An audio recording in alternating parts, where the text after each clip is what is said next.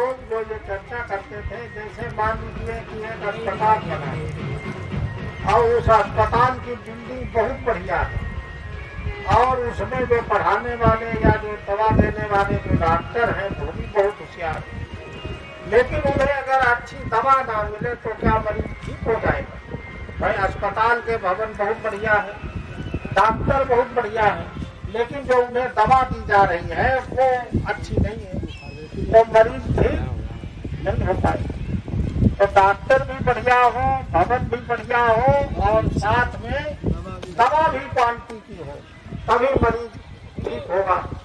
तो हम लोगों को प्रयास ये करना है कि वहाँ जो शिक्षा व्यवस्था भी बदले, क्योंकि शिक्षा व्यवस्था के मान लीजिए हमारे गुरुकुल है तो गुरुकुल में अच्छे व्यवस्था हो, उनका पाठ्यक्रम बढ़िया हो और पाठ्यक्रम बढ़िया होने के साथ साथ में जो उन्हें पढ़ाया जा रहा है वो भी गुणवत्तापूर्ण हो, तब जो बच्चा वहाँ से पढ़ करके निकलेगा वो योग्य बनेगा। और मान लीजिए कि हमने गुरुकुल खड़े कर दिए और गुरुकुलों में हम लोगों के पास, आर्य समाज के पास अरबों खरबों रुपए की संपत्तियां और गुरुकुलों को संभालने वाले लोग नहीं मिल रहे हैं। ये स्थिति है, संपत्तियों को कोई देखने भालने वाला नहीं। आर्य समाज के पास ये संपत्तियां तमाम ऐसी पड़ी हुई हैं जिनको संभालने वाला नहीं। अपने जिले में देख लो, पुवाया आर्य समाज है, पुवाए के पास बीच शहर में कितनी जगह है, बहुत महत्वपूर्ण जगह, करोड़ों नहीं अरबों रुपए की वो संपत्ति होगी पुवाया में। और कई वर्षों से हम भी जिला के मंत्री रहे, लोग कहते रहे वहाँ कुछ करो, तो आज भी लोग कह रहे वहाँ कुछ करो, लेकिन वहाँ का कोई सुधार नहीं हो पा रहा। उसका कारण यह है कि वहाँ हमारे पास कोई ऐसा आदमी त्यागी तपस्वी नहीं है जिसको वहाँ बैठा दे और वो वहाँ बैठ करके काम करे। इसी तरह से तमाम ऐसे हमारे गुरुकुल हैं जिनमें कोई संभालने वाला नहीं, तो जो संभालने वाले नहीं मिल पा रहे हैं तो ऐसे व्यवस्था कैसे बनेगी? तो गुरुकुलीय शिक्षा तभी सफल हो पाएगी जब सारे देश की शिक्षा व्यवस्था को बदलना पड़ेगा। अभी कुछ लोगों का ये विचार था कि ये सरकार ने भारतीय शिक्षा एक आयोग बना दिया है, बाबा रामदेव को दिया है। ये असल में सरकारें बड़ी ऐसी काम करती हैं कि जिससे लोगों को तो लगे कि कोई बहुत बड़ा परिवर्तन आ जाएगा सामान्य जनता को, लेकिन तमाम आयोग बने हैं, शिक्षा के आयोग, कोठारी आयोग बना है, तमाम संस्कृत विद्यालय का है, गुरुकुल कांगड़ी है, महर्षि दयानंद हरियाणा में है, तमाम बने हुए हैं। उनसे क्या परिवर्तन हुआ? भाई हमारी शिक्षा पद्धति तो वही है। अच्छा, ये भारतीय जो शिक्षा आयोग जो बन भी जाएगा तो इससे क्या फर्क पड़ जाएगा? भाई इस आयोग को बनने से नाम तो तब हो जब उसकी शिक्षा प्रणाली बदले। अभी जैसे शिक्षा प्रणाली आज समाज जो समर्थक है वो आवासीय शिक्षा का है। राजीव गांधी ने जवाहर नवोदय विद्यालय आवासीय हर जिले में खोले और उनका उद्देश्य था कि 80% जो है गरीब कमजोरों के बच्चे इसमें पढ़ेंगे। अगर वो योजना चलती रहेगी तो हर जिले के बजाय फिर वो हर तहसील में आते, हर ब्लॉक में खोले जाते, हर न्याय पंचायती स्तर पर खुल जाते आवासीय विद्यालय, तो एक क्रांतिकारी परिवर्तन आ जाता। लेकिन वो जिलों तक सीमित हो गए और उनमें भी सीमित हैं, उनके पद सीमित हैं। बात है कि जनता सरकार जो है, सरकार के पास तमाम संपत्तियां होते हुए भी सरकार जब जान रही है कि संख्या बढ़ रही है तो हमें अपने संसाधन भी बढ़ाने चाहिए। और हमारे संसाधन हम बढ़ाते नहीं है, फिर दोष ये देते हैं कि जनसंख्या बढ़ रही है। हम क्या करें? अरे भाई जनसंख्या बढ़ रही है, जिसके 4 बच्चे हैं वो 4 के हिसाब से अपने मन घर की नींव डालता है, उसकी व्यवस्था करता है और यही रोना रोते रहे सब। और जब उनके पास घोटाले पकड़े गए तो इतने पकड़े गए कि उसमें हजारों स्कूल एक साथ स्थापित हो जाते, एक साथ पर में कर रही है कि जिसका जनता को कोई लाभ नहीं हो पा रहा है। अच्छा, इस व्यवस्था को संभालने के लिए ये गुरुकुलीय शिक्षा प्रणाली चलाने के साथ साथ हम लोगों को प्रयास ये करना चाहिए कि अपनी सरकार भी बनाने का प्रयास करें। अगर हम लोग राजनैतिक चेतना खो देंगे तो मामला बनेगा नहीं। आर्य समाज में क्या हुआ, जिस समय देश में आजादी का आंदोलन चला और क्रांतिकारी लोग जब मारे गए, तुमने सुना होगा सन 1919 में एक घटना घटी थी जलियांवाला बाग की। 19 में हुई थी।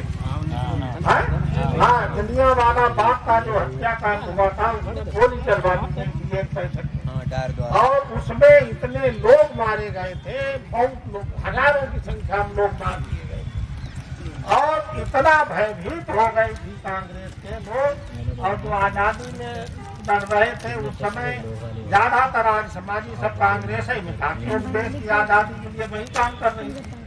तो जब देश की आजादी के लिए जो काम कर रहे थे, कांग्रेस का कोई उस समय अध्यक्ष बनने को तैयार नहीं था। ये समझो इतना भय छा गया, लोग बहुत लोग मारे गए, मामूली बात हो रही। भाई बैठक में गोलियां चलवा दी। आदमी सोचता था, उसके घर वाले सोचते थे कि ये बच्चा मारा जाएगा अगर क्रांति में जाएगा। तो बहुत विचार करके स्वामी श्रद्धानंद का नाम आया कि उनसे कहा जाए तो वो शायद तैयार हो जाए। तो स्वामी श्रद्धानंद ने कहा कि मैं अब इस कमान को संभालूंगा। तो स्वामी श्रद्धानंद कांग्रेस के अध्यक्ष बने।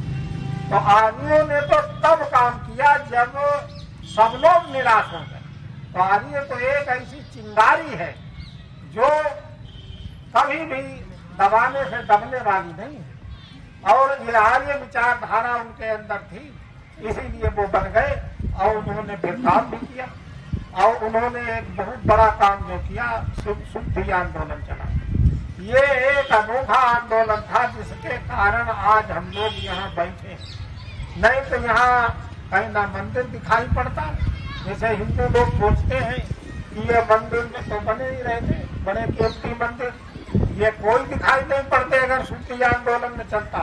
तो शुद्धि आंदोलन स्वामी श्रद्धानंद ने चलाया, उसके कारण ही हिंदू की रक्षा हुई। अच्छा, जब से हमने अपना नाम हिंदू हम लोगों को लोग कहने लगे, तब से हमने कोई ऐसा गरिमापूर्ण कार्य नहीं किया जिसको इतिहास में कोई ये कहे कि ये हिंदुओं का इतिहास है, इसमें बहुत गरिमापूर्ण कार्य किया। जिसको हिंदू अपना इतिहास बताते हैं गरिमापूर्ण, वो इतिहास आर्यों का, हिंदुओं का नहीं है। हिंदू का इतिहास हमेशा क्योंकि उनका नाम रहा, हिंदू का मतलब काफिर, चोर, लुटेरा और गुलाम, इसके 4 अर्थ हैं हिंदू। और वैसी इनकी मनोवृत्ति भी बनती चली गई, वैसी ही मनोवृत्ति भी बनती चली गई। और जब आज समाज की स्थापना हुई तब देश में समझ लो स्वतंत्रता का बीजारोपण था। महर्षि स्वामी दयानंद ऐसे व्यक्ति थे इस भारत के अंदर जिसने स्वराज्य शब्द का पहले बार इस्तेमाल किया। स्वराज्य शब्द कोई नहीं, सुराज्य शब्द को प्रयोग होता था। राज्य कैसा हो, सुराज्य हो, सु माने अच्छा राज्य, लेकिन हो चाहे अंग्रेजों का, चाहे मुसलमानों का, चाहे, लेकिन स्वराज यानी हमारा अपना राज्य स्थापित हो, इस पर किसी की सोच नहीं थी। ये स्वामी दयानंद ने पहले कहा स्वराज्य की स्थापना होनी चाहिए, विदेशी राज्य कितना भी बढ़िया हो लेकिन स्वदेशी राज्य जैसा नहीं हो सकता। पुनर्जागरण काल के जितने भी समाज सुधारक थे उनमें श्रीमती एनी बेसेंट, उन्होंने थियोसॉफिकल सोसाइटी की स्थापना की थी। राजा राम मोहन राय जिन्होंने ब्रह्म समाज की स्थापना की थी और प्रार्थना समाज नाम इनका था। तो इस तरह से तमाम नवजागरण के जितने भी सुधारवादक लोग थे तो उनकी सोच ये थी कि राज्य भले ही अंग्रेजों का हो लेकिन राज्य व्यवस्था बढ़िया हो, इसके लिए वो संघर्ष करते थे। और स्वामी दयानंद का अंतर ये था कि स्वामी दयानंद चाहते थे कि हमारे देश का राज्य हो, स्वराज्य हो, यानी अपना राज्य हो। तो ये सब में अंतर था। उस समय के जितने भी सुधारवादी लोग थे उनसे स्वामी दयानंद का एक अलग से मंतव्य था और स्वराज्य शब्द को ही आगे बढ़कर के ये एक आंदोलन के रूप में बढ़ा। 85% आर्य समाजी इस देश में स्वतंत्रता संग्राम के आंदोलन में उन्होंने भाग लिया और जो 15% शेष जो लोग थे वो आर्य समाज से प्रेरित थे। वो अन्य धर्मों को मानने वाले थे लेकिन वो आर्य समाज से उनको प्रेरणा मिली थी, इसलिए उन्होंने भी देश में क्रांति की आवाज उठाई और आंदोलन में मुक्त रहे। तो इस तरह से एक अभियान चला। आज आर्य समाज का स्थापना दिवस है। आर्य समाज का स्थापना समझ लो इस देश की रक्षा का कारण बना। अगर आर्य समाज की स्थापना ना हुई होती तो देश आजाद नहीं हुआ होता और जब देश आजाद नहीं होता तो आज जो हिंदुओं की जो संस्कृति है वो बिल्कुल कहीं दिखाई नहीं पड़ती। और सबसे ज्यादा नुकसान यहाँ हुआ है वो हमारी मानसिकता के कारण हुआ। हिंदुओं की जो मानसिकता थी और उन्होंने गलती जो की थी, उनका जो धर्म ग्रंथ है वेद का उन्होंने पठन पाठन दूसरों के लिए भी बंद कर दिया और स्वयं भी पढ़ना बंद कर दिया। उन्होंने सबसे पहले तो कहा स्त्री शूद्रो नादीयताम श्रुतै, यानी स्त्री और शूद्र को वेद पढ़ने का अधिकार नहीं है, ऐसा श्रुति है। उन्होंने ये वचन दिया। फिर उसमें उन्होंने न्याय व्यवस्था भी की कि अगर मान लीजिए ब्राह्मण के अतिरिक्त कोई वेद पढ़ता मिल जाए तो क्या होना चाहिए। तो उन्होंने कहा तो उसकी जीभ काट लेनी चाहिए। तो उन्होंने कहा जीभ काट लेनी चाहिए, जीभ काटेगा तो इसके लिए बनाने वाले बड़े होशियार थे। उन्होंने कहा ये दंड देना क्षत्रिय का काम, जो जीभ काटेगा ब्राह्मण अगर तो उसकी पिटाई होगी, लेकिन ये कौन करेगा, ये राजा का काम है, क्षत्रिय का काम है। वो काटेगा तो वो बड़ा युद्ध करेगा, संघर्ष करेगा। तो ये क्या था, उन्होंने कहा कान में पड़ जाए तो उन्हें शीशा पिघला के तार दिया जाए। तो इस तरह से एक व्यवस्था बनाई कि केवल ब्राह्मण के अलावा कोई वेद का पठन पाठन न करे। और बाद में उसका परिणाम हुआ कि दूसरों को तो नहीं पढ़ने दिया, बाद में उन्होंने भी आलस और प्रमाद कारण पढ़ना बंद कर दिया। जब पढ़ना बंद हो गया तो भारत की जनता सबसे ज्यादा अनपढ़ हो गई और जब यहाँ शिक्षा व्यवस्था कोई रही नहीं, पढ़ने के अधिकार लोगों के खत्म हो गए तो लोगों की मानसिकता बन गई कि पढ़ना लिखना हमारे हाथ में नहीं है। अगर हम पढ़ना लिखना होता तो हम वहाँ पैदा होते। हमें परमात्मा वहाँ पैदा करता जहाँ पढ़ने का अधिकार है, हमारे भाग्य में ही नहीं है। और भाग्यवाद लोगों के दिमाग में आ गया और उन्होंने पढ़ना लिखना जो था वो नहीं पढ़ पाए। अच्छा, एक बार देखो इतिहास की ओर निगाह डालो। ज्योतिबा फुले हुए सुना है उनका नाम, सावित्रीबाई फुले हुई, उन्होंने स्कूल खोला। अच्छा, कौन सा बुरा काम कर रहे थे? उस स्कूल खोलने में उन्हें बहुत उनको कठिनाई उठानी पड़ी। उन्हें लोगों ने इतना तंग किया, घर से निकलवा दिया और जाके किराए पर रहने लगे। वहाँ उन्होंने स्कूल खोला तो वहाँ उनके ऊपर कीचड़ फेंकते थे सावित्रीबाई फुले। तो ये इतना बड़ा चाहते ही नहीं थे कि कोई पढ़े। और ये सावित्रीबाई फुले का ही नहीं, इसके बाद राजा राम मोहन राय ने कलकत्ता में स्कूल खोला बंगाल में। तो उन्होंने जब स्कूल खोला उन्होंने कहा यहाँ के लोग पढ़े लिखे आगे बढ़े।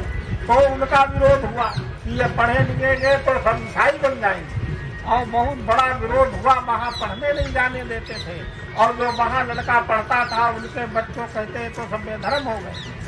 तो ये चला। स्वामी दयानंद जब आए उन्होंने लड़कियों के लिए शिक्षा की व्यवस्था की, बालिकाओं के स्कूल उन्होंने खोले, तब भी ये समस्या आई। तब ये लोग कहते थे कि ये तो लड़कियों को पढ़ा रहे हैं, ये लड़कियां जब पढ़ेंगी तो इन्हें कोई पढ़ने का अधिकार नहीं। और आज ये बात हम तो कह रहे हैं इतिहास के आधार पर, ठीक है, लेकिन इनका प्रैक्टिकली देख लो, किसी भी ब्राह्मण की गुरुकुल ने कन्या गुरुकुल नहीं खोला। आज इतने संसार में जितने पौराणिक गुरुकुल हैं उनको देख लो, उनमें कोई भी बालिकाओं का गुरुकुल नहीं है। आज समाज में केवल बालिकाओं के गुरुकुल खोले। अच्छा, उन्होंने बालिकाओं का क्यों नहीं खोला? उनके विचार में बालिकाएं पढ़ने की अधिकारी नहीं है। और अब भी वो तुलसीदास कहते हैं अवगुण 8 सदा उनका, महिलाओं के 8 अवगुण हमेशा रहे, कहते कि नहीं है? तो ये एक हमारे यहाँ की मानसिकता बन गई थी। और अच्छा, जब महिलाओं को पढ़ने का अधिकार मिला तो पाकिस्तान में भी खुद को प्रधानमंत्री बन गई। अपने यहाँ इंदिरा गांधी जी लग गई, वो तो विधवा भी थी। जब यहाँ विधवा का इतना बड़ा माना जाता था। और बांग्लादेश, बंगाल में कौन है? ममता। हाँ, शेख हसीना। हाँ, तो अच्छा, लंका में भी प्रधानमंत्री बनी। तो ये महिलाओं को जब पढ़ने का अधिकार मिला, ये सोच कहाँ से पैदा हुई? ये सोच आज समाज से पैदा हुई। ये स्वामी दयानंद ने कहा कि नहीं, इनको भी पढ़ने का अधिकार है। तो ये अधिकार दिलाने का काम आज समाज ने किया।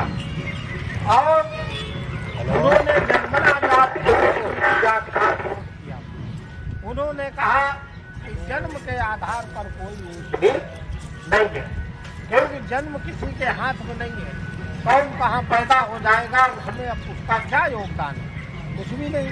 अब जहाँ भी वो जन्म हुआ, उसके आधार पर जो उन्हें ऊंचा नीचा मानते हैं, ये सबसे गलत बात है। तो स्वामी दयानंद पहले व्यक्ति थे जिन्होंने कहा कि ये जन्म से ऊंच नीच वाला भेदभाव ये खत्म होना चाहिए। और उन्होंने गुणकर्म से वर्ण व्यवस्था, जो एक स्वाभाविक है, जिस वर्ण व्यवस्था का बहुत लोग विरोध करते हैं, आज सबसे ज्यादा विरोध हो रहा है। वो कहते हैं कि मनु ने ये व्यवस्था कायम कर दी, ये ब्राह्मणों ने कर दी, ये सब सारे दांव पे लगा के सब लोग कहते हैं और ये विरोध तैयार हो रहा है। लेकिन अगर विचार किया जाए कि जो वर्ण व्यवस्था गुणकर्म स्वभाव से है, वो आज भी चल रही है। अब देखो, जो डीएम है, एसपी है, जो उच्च स्तर के अधिकारी हैं, वो प्रथम श्रेणी के माने जाते हैं। यही पहले व्यवस्था थी। जो बुद्धिजीवी होते थे, विद्वान होते थे, उनको ब्राह्मण संज्ञा दी जाती। अगर जो दूसरे नंबर पर जो रक्षा का काम करते थे, वो क्षत्रिय कहे जाते थे। और तृतीय श्रेणी में आते थे, चतुर्थ में जो कुछ भी नहीं कर पाते थे, केवल सेवा का काम करते थे, वो चतुर्थ श्रेणी में आते थे, जिनको शूद्र कहते थे। अच्छा, राजा मनु क्या थे? मनु राजा थे। तो मनु ने एक व्यवस्था स्थापित की अपना राज्य संचालन करने की। उन्होंने कोई ऐसा थोड़ी व्यवस्था की तुम ब्राह्मण बन जाओ, तुम क्षत्रिय बन जाओ। उन्होंने अपने राज्य, जब राजा राज्य स्थापित करता है, तो उसमें जो उनकी सेवा करने वाले जो कर्मचारी होते हैं, उनका एक वर्ग बनाते हैं। जैसे आजकल भी है, प्रथम श्रेणी के कर्मचारी, द्वितीय श्रेणी के, तृतीय श्रेणी के, चतुर्थ श्रेणी के कर्मचारी। यही व्यवस्था पहले थी। भाई ब्राह्मण था, क्षत्रिय था, वैश्य था, शूद्र था। और पहले भी ये था कि ब्राह्मण का लड़का अगर योग्य नहीं है तो ब्राह्मण नहीं बनता। वो फिर जिसके योग्य था उस वर्ण में गिना जाता था। आज भी यही है। अगर डीएम का लड़का डीएम की योग्यता नहीं रखता है तो वो डीएम थोड़े बनता है, वो फिर दूसरे श्रेणी में जाएगा। तो ये व्यवस्था ऐसा नहीं है कि ये कोई ऐसी लग रही है कि ये कोई थोप दी गई। वो व्यवस्था जो पहले थी, वो आज बस समझने में अंतर है। यही हम लोग सबको समझा ले जाएं और स्वयं उसे मानने लगे कि भाई जो योग्यता होगी, जो ब्राह्मण की योग्यता वाला व्यक्ति हो, उसको ब्राह्मण मानने लगे। और जो क्षत्रिय की योग्यता वाला, उसे क्षत्रिय मानने लगे। और जो वैश्य योग्यता वाला है, क्या वैश्य में क्या है? सबसे ज्यादा संख्या वैश्यों की है। भाई उसमें तुम्हारे खेती करने वाले, व्यापार करने वाले, सबसे ज्यादा संख्या तो इन्हीं की है। ये इस देश का भरण पोषण करते हैं, तो इनके सबको वैश्य मानने लगो। अच्छा, जो फिर शूद्र तो बहुत कम रह जाते हैं। भाई जो अपनी बुद्धि विवेक से कुछ भी न कर पाए, केवल उसे आदेश दिया जाए, उसके आधार पर वो काम करे, अपने बुद्धि विवेक से न कर पाए तो भाई वह शूद्र है। तो अगर ये व्यवस्था समाज में लागू हो जाए तो इसमें कोई बुराई नहीं। अच्छा, इस व्यवस्था में किसी को रोकथाम नहीं है। भाई एक आदमी कहीं पैदा हुआ, उसे वेद पढ़ने का भी अधिकार, उसे इंजीनियरिंग लाइन में भी जाने का अधिकार, उसे सब जगह पढ़ने का अधिकार है। अच्छा, आज जो व्यवस्था यहाँ पनप रही है, कहने को तो सबको समान अधिकार है, लेकिन आज एक जो व्यवस्था समाज में बढ़ रही है, उसे चिंतन मनन करने की जरूरत है। वो व्यवस्था ये बनती जा रही है एक पूंजीवाद का मतलब एक ऐसा वर्ग तैयार होता जा रहा है कि जो तमाम फीस आपकी चुका देगा तो अपना लड़का ना भी उसके योग्य हो, क्या नाम डॉक्टर के MBBS के, लेकिन उन लोगों के पास इतना पैसा है कि कहीं कहीं से वो डिग्री ला के और वो डॉक्टर बना दे। और एक प्रतिभाशाली बच्चा वो उतनी फीस नहीं कर पाएगा, तो जब फीस नहीं कर पाएगा तो वो कर नहीं पाएगा। तो ये सबसे बड़ी समस्या बनती जा रही है कि जो गरीब कमजोर तबका का बच्चा है वो उस शिक्षा को नहीं प्राप्त कर पा रहा है। अच्छा, जब शिक्षा की बातें सरकार करती है तो क्या कक्षा 12 तक की फीस माफ, तो भाई 12 तक की फीस माफ से कौन सा लाभ हो जाए? अरे भाई MBBS की फीस माफ कर दो, IIT की फीस माफ कर दो। ये जहाँ फीस ज्यादा पड़ती है जिसके कारण गरीब को दिक्कत होती है उन फीसों को माफ कर। ये जो सारी व्यवस्थाएं शिक्षा की जो है इतनी लचर व्यवस्था होती जा रही है कि इसका थोड़े दिनों के बाद इसका असर लगेगा कि एक ऐसा वर्ग बन जाएगा कि जो पढ़ने लिखने में कमजोर होगा। और जो CBSE है वो अच्छे विद्यालयों में जो बच्चे पढ़ रहे उनमें से निकलेंगे IAS, PCS, उन्हीं में से नेता बने। और यह वो वर्ग बनेगा जो मजदूरी लेबर के काम के योग्य रह जाएगा, या तो ठिया पर चाट बेचेगा, पकौड़ा बेचेगा या कुछ भी करे, लेकिन ये IAS, PCS के दौड़ में नहीं शामिल हो पाएगा। अच्छा, अन्य जो चीजें हैं उनमें भी सरकारी जितने अवसर हैं धीरे धीरे बहुत कम होते जा रहे हैं। तो पूरे तंत्र को बदलने के लिए अभियान चलाना पड़ेगा, और ये अभियान जब तक नहीं चलेगा तब तक समाज में कोई परिवर्तन आना मुश्किल है। गुरुकुलीय शिक्षा प्रणाली को ऐसा नहीं किसी नहीं चलाया गया, लोगों ने अपने घर मकान दान दे दिए, हजारों एकड़ जमीनें गुरुकुलों के दान दी, और ऐसे त्यागी तपस्वी लोगों ने गुरुकुल चलाए, लेकिन सरकार में उनकी जगह न बन पाने के कारण हमारे नौजवान कभी कहीं कामयाब नहीं हो पाए। अच्छा, क्योंकि अब तो IAS बनेगा तो उसके लिए पाठ्यक्रम अलग, वो आपके गुरुकुल में नहीं।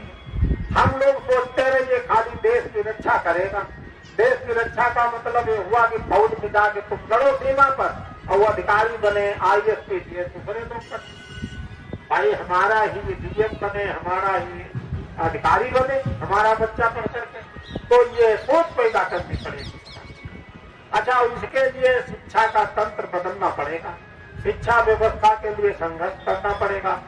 और जब ये संघर्ष होगा, अभी तो थोड़ा 2-4 साल में और परिवर्तन आएगा, क्योंकि शिक्षा में जो अभी एक और नीति आई है, जो नई शिक्षा नीति, उसमें क्या आया है कि अब BA तक वो होगा, श्रेणियां दी जाएंगी, मतलब उसमें A श्रेणी, B श्रेणी, और उसमें ये जो परीक्षा का जैसा जो सिस्टम है वो नहीं रहेगा। हर बच्चा पास हो जाए उसे श्रेणी दे दी जाए। अगर जब बच्चा जानता ही है कि हम पास हो जाए तो वो पढ़ेगा, ये उसकी मानसिकता ही बन जाएगी। अच्छा, फिर जब परीक्षा होगी नौकरी के लिए तो वो कहीं दिखाई नहीं पड़े, क्योंकि वो तो कहीं आएगा ही नहीं। वो तो भाई बच्चा अच्छे से तो करता है, वो बोलता हमारी परीक्षा होगी, तब वो रात दिन बेचारा मेहनत करता है। भाई जो लोगों ने परीक्षाएं दी हैं उन्होंने रात रात जब से पढ़ा, और जब उन्हें मालूम हो कि नहीं हम तो ऐसे क्या करना है, तो ऐसे पास हो जाएंगे, हमें खाली श्रेणी मिलती है, तो वो फिर पढ़ेगा ही नहीं, और यही हो रहा है। तो ना तो बच्चा नैतिक शिक्षा वाली कोई पुस्तक पढ़ता है, और ना वो खेल में भाग लेता है, क्योंकि वो जानता है इसमें तो ऐसे ग्रेड मिल जाएगा, तो थोड़ा वो जो कुछ बता देंगे मास्टर ग्रेड दे देंगे, तो उसका क्या होता है, अब सभी का ग्रेड मिलेगा तो सबकी स्थिति यही हो जाएगी। तो शिक्षा की व्यवस्था जो है वो संतोषजनक नहीं है, और शिक्षा अगर हमारी कमजोर पड़ गई तो ये होगा कि शिक्षा पढ़ने वाला व्यक्ति सवाल पैदा करता है, वो चिंतन करता है, और जब शिक्षा वाले लोग नहीं होंगे तो उन्हें मोटी चीजें दिखाई पड़ेगी, हमको ये सुविधा मिल रही, हमको ये सुविधा मिल रही, और उसे ये जो सूक्ष्म चीज है वो दिखाई नहीं पड़ेगी, और उसका परिणाम ये होगा कि एक वर्ग ऐसा बनता चला जाएगा जिसे केवल यही काम उसके चित्ते रह जाएगा। तो अगर हम लोगों को ये मतलब सभी वर्गों में से सबको आगे बढ़ाना है तो हम लोगों को परिवर्तन के लिए संघर्ष करना पड़ेगा और लाना वही व्यवस्था पड़ेगा जो हमारी वैदिक व्यवस्था है। अच्छा, वैदिक व्यवस्था में शिक्षा की व्यवस्था क्या है? वैदिक व्यवस्था में शिक्षा की व्यवस्था है कि राजा का बेटा और रंक का बेटा एक साथ गुरुकुल में पढ़े। अच्छा, एक साथ जब पढ़ेंगे तो राजा का बेटा भी श्रम करेगा, मेहनत करेगा। अच्छा, और रंक का बेटा जो है, गरीब का बेटा, उसको वहाँ माहौल मिलेगा।